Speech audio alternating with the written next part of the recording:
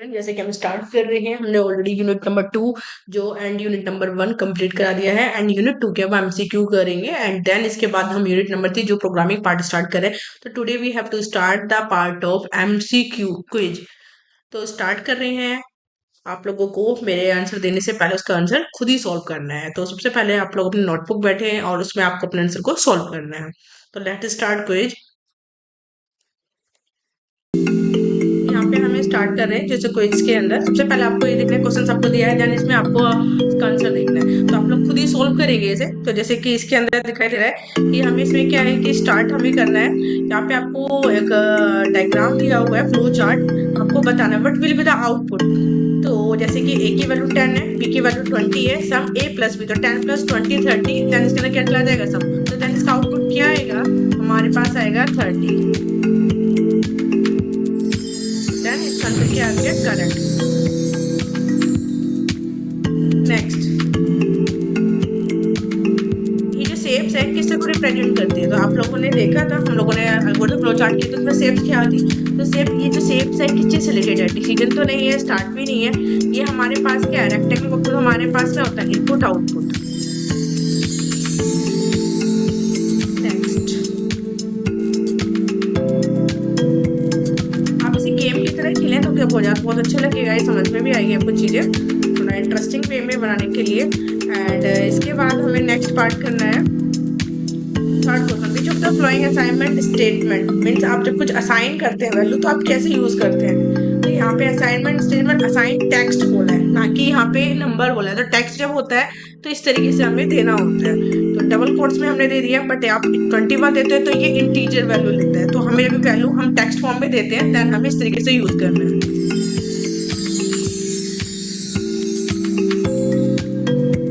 Next question, but command in the shape इसके लिए किसके लिए यूज होती है। तो आपको पता है हम ये किसके लिए यूज करते हैं डिसीजन के लिए। Next, n is equal to यहाँ पे दिया हुआ है n की वैल्यू 10 है n2 की वैल्यू 20 है but will be the output. ये जो आपको फ्लो चार्ट दिया हुआ है अब इसके अकॉर्डिंग आपका आउटपुट है। तो यहाँ पे सबसे पहले स्टार्ट किया राइट एंटर 2 अनइक्वल मार्क्स। तो यहाँ पे दो जो अनइक्वल मार्क्स करे हमने देन रीड n1 n2 को एंटर किया। अब यहाँ पे चेक कर रहे हैं n1 बड़ा है या 2। n1 की वैल्यू बड़ी है तो ये लार्ज n1 प्रिंट करेगा। अगर यस क्योंकि यहाँ पे n1 की वैल्यू क्या है 10 तो 10 20 से बड़ा नहीं ना तो ये 9 में है तो 9 में जाएगा। तो यहाँ पे क्या प्रिंट करेगा n2 की वैल्यू। n2 की वैल्यू कितनी है 20 क्योंकि जो बड़ा है तो ये उसकी तरफ जाएगा क्योंकि यस तो नहीं हुआ तो यहाँ जा रहा है 9 की तरफ तो लार्ज हो जाएगा इसका 20।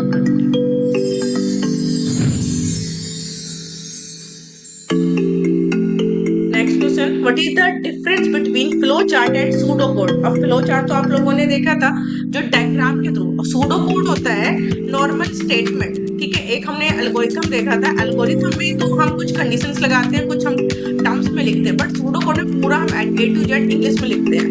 तो यहाँ पे यही बोला जा रहा है कि डिफरेंस क्या है। तो flow chart is textual form में तो होता नहीं तो ये तो गलत है। फ्लो चार्ट क्या होता है हमारा डायग्रामेटिकल होता है and description of algorithm while the pseudo code is a textual description of an algorithm. या फ्लो चार्ट से एंड सूडो कोड सेम नहीं है तो ये भी और ये तो गलत ही है। फ्लो चार्ट क्या है डायग्रामेटिकल है while the pseudo code is written in a programming language Java fast. ये भी नहीं तो इसका आंसर क्या आएगा दिस वन क्योंकि टेक्सचुअल फॉर्म में लिखते हैं हम इसके अंदर एल्गोरिथम का। What is the output if the user enter. क्या आउटपुट आएगा जब यूजर इसको एंटर करेगा। तो यस अगर यूजर ने यस एंटर करा तो सबसे पहले फ्लो चार्ट को देखना है। स्टार्ट किया यहाँ पे आस्किंग इज रेनिंग टुडे उससे पूछ रहा है क्या आज बारिश हो रही है। अब इसमें पूछा उसने अगर यस आंसर क्योंकि इसने यही बोला है क्या आउटपुट आएगा अगर यूजर ने यस एंटर किया। अगर यूजर ने यस एंटर किया तो ये क्या लेगा अम्ब्रेला। अगर किसी नो एंटर किया होता तो लीव अम्ब्रेला एट होम होता बट यहाँ पे ऑलरेडी बोला हुआ है अगर आपको वो आउटपुट बताना है जब यूजर एंटर यस करेगा तो वो नो की तब तो जाएगा नहीं। ऑलरेडी बोला हुआ ना यस एंटर करना तो यस टेक एन अम्ब्रेला तो ये इसका आउटपुट है।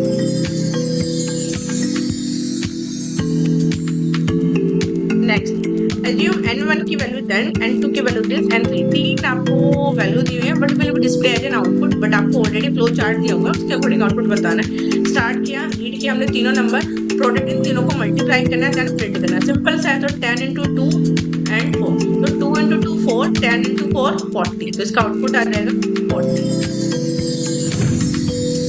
आप लोगों ने अगर क्लास ढंग से ली होगी तो आप बहुत इजी वे में इसको सॉल्व कर सकते हैं।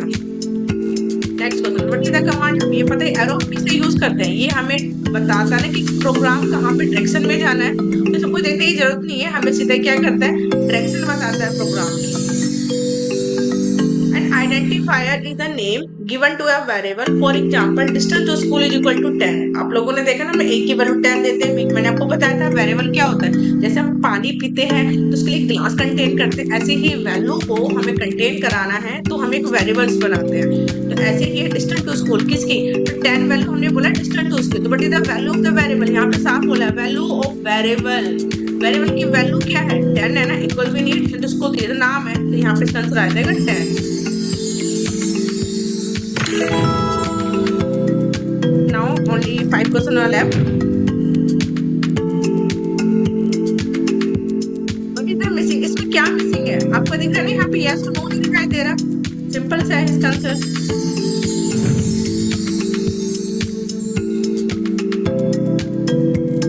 नेक्स्ट क्वेश्चन है what is the same represent, ये रिप्रेजेंट किसको कर रही है? तो हमने देखा था प्रोसेस होता था इसके अंदर, से हमने क्या था sum is equal to a num1 plus num2, आप लोगों ने देखा होगा प्रीवियस वीडियो में। तो यहाँ पे डिसीजन भी नहीं है, स्टार्ट भी नहीं है, तो ये इनपुट आउटपुट भी नहीं है, तो ये क्या है process. Next what is the symbol, ये सिंबल किस चीज को रिप्रेजेंट करता है? तो लेस देन और ग्रेटर देन, बट ये जो साइन है यहाँ पे क्या है, इस तरफ से मुंह तो ये क्या हो जाएगा लेस देन का symbol. Next question what is the correct definition of algorithm? क्या होता था, एल्गोरिथम होता था जहाँ पे हम एक एक करके स्टेप बाय स्टेप करते थे, तो यहाँ पे ब्रेकिंग तो नहीं करते, प्रोसेस को ब्रेक में नहीं करते या सॉफ्टवेयर यूज, तो हम क्या करते हैं स्टेप बाय स्टेप जो प्रॉब्लम को सॉल्व करते हैं। नेक्स्ट क्वेश्चन, यहाँ पे आपको दिया हुआ है ये क्या है स्टार्ट रीड इफ, यहाँ पे कोई हमने नंबर नहीं डाले हुए, सिंपल सी बात है। फ्लो चार्ट तो डायग्राम के मुंह में होता है, सिंटेक्स हमने कुछ ऐसा इसमें सिंटेक्स सारे सिंटेक्स में, बट यहाँ पे क्या जो ऐसी इंग्लिश लैंग्वेज में लिखा होता है उसको हम बोलते हैं सूडो कोड। आई होप आपको सारी चीजें क्लियर हुई होंगी, आपको पूरा ये समझ में आया होगा, आप लोग खुद ट्राई करेंगे। And thanks for watching video, if you have any doubt that please mention in the comment section. And हम यूनिट नंबर 3 स्टार्ट करेंगे, और ऐसे ही हम अपनी एक एक क्विज स्टार्ट करते रहेंगे हर चैप्टर के कंप्लीट होने के बाद। और एक आप जैसे आपकी पूरा ये पाइथन का पार्ट कंप्लीट हो जाएगा, एक कंप्लीट मैराथन क्लासेस चलाएंगे जिसमें सिर्फ हम क्विज सोल्व कराएंगे। बट बार बार यही चीज कि पहले आप थियोरटिकल जो पढ़े देन जाके क्विज को सोल्व करें, अदरवाइज हमेशा क्विज रटने वाला हो जाएगा। तो प्लीज सबसे पहले थियोरटिकल पार्ट को समझें, देन उसके बाद क्विज सोल्व करें। Thanks for watching video, if you have any doubt तो please mention in the comment section. And आपको वीडियो अच्छी लगी हो तो प्लीज लाइक करें एंड सब्सक्राइब करें।